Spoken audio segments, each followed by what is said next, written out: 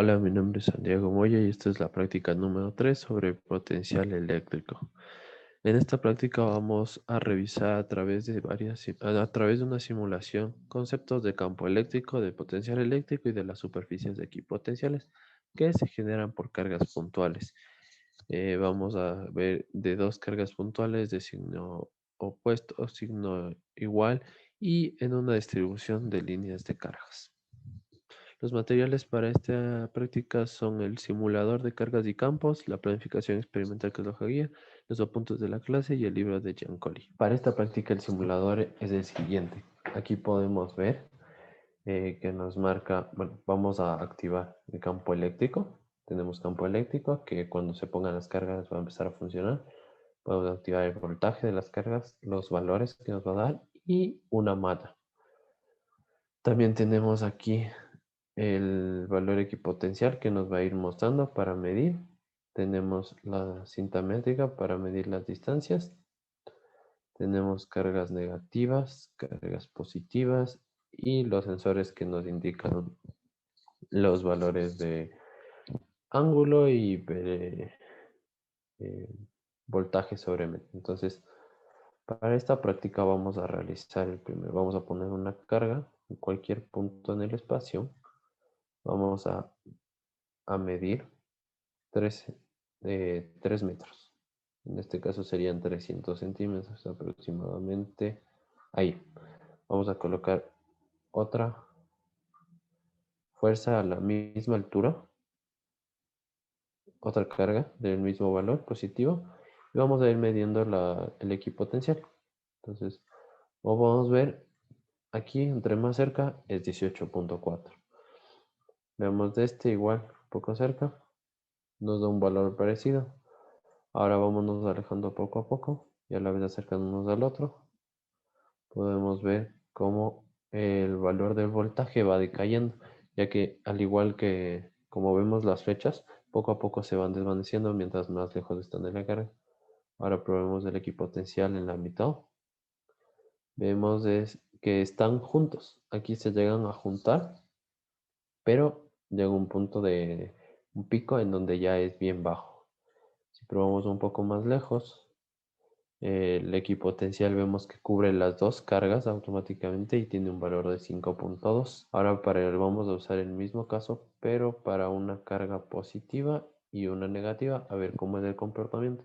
A primera vista, bueno, tenemos que medir los 3 metros, que son 300 centímetros. Ahí, ponemos la carga negativa a la misma altura.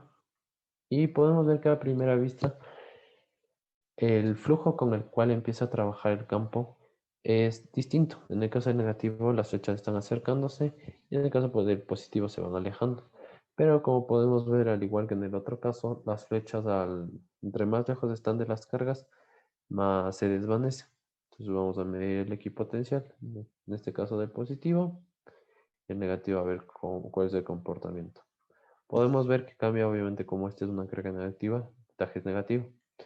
Tentemos el equipotencial en el medio aproximado. Podemos ver que tiene una ligera, la carga tiene una ligera movimiento hacia la derecha. Eso quiere decir que está rodeando la carga negativa.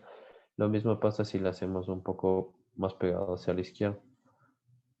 Si ven, como podemos ver, aquí envuelve a la carga positiva. Y si le hacemos una desde afuera de los dos, vemos que igual solo llega a envolver a la una carga. Del mismo caso va a pasar para la negativa. Dicho lo mismo.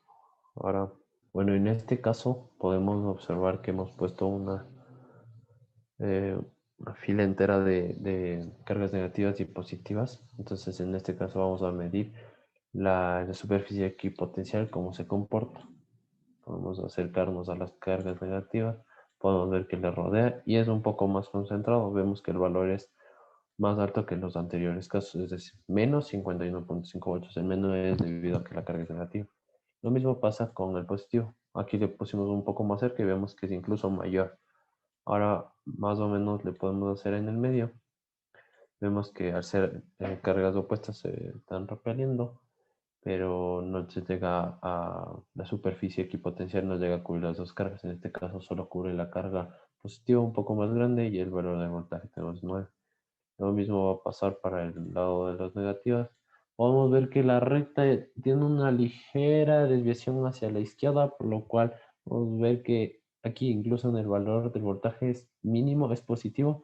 Entonces desde la superficie equipotencial de las cargas positivas, vamos a hacerle para las cargas negativas. Ahí podemos ver cómo ya se empieza a notar para las cargas negativas desde menos 8.5 voltios. Bueno, el simulador que vamos a usar es el de PET y más o menos funciona de esta manera. Activamos todos los campos, campo eléctrico, voltaje, los valores y la demanda que podemos observar.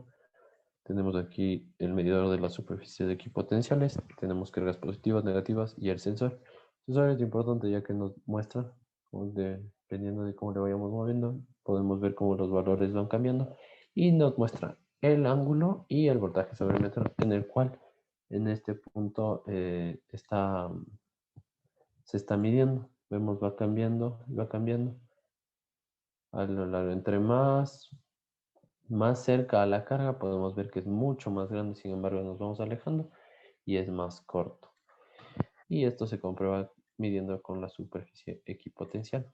Podemos ver que aquí tiene voltaje de 37.8 y si le alejamos un poco más, vemos que incluso envuelve a todas las dos cargas, pero el voltaje es bien mínimo. Aquí en este caso, bueno, le alejamos un poco más, le envuelve a las dos cargas. Pero si ponemos una carga más, podemos ver que la situación cambia. Vemos que la superficie equipotencial empieza a trabajar de distinta manera, ya que hay una carga opuesta de signo. Y vemos cómo se va alterando, incluso vemos aquí cómo evade la superficie equipotencial a la carga negativa. Como observaciones podemos ver que durante la simulación teníamos las cargas que poco a poco se iban disipando mientras más se alejaban. También tenemos la distancia que hay entre ellas, lo cual afecta bastante a la intensidad de cada carga y cómo se comportan, como pudimos ver las diferentes configuraciones que probamos.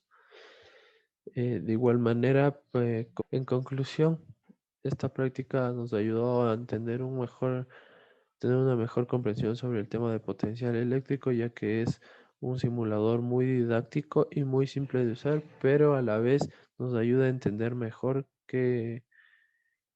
cómo funciona el tema de campo eléctrico, potencial eléctrico y las superficies equipotenciales con las cargas. Las referencias las referencias para este laboratorio son la hoja guía número 3 elaborado por Nelson Herrera, el libro de Jan Colley y los apuntes de clase. Gracias. Ya, perdón,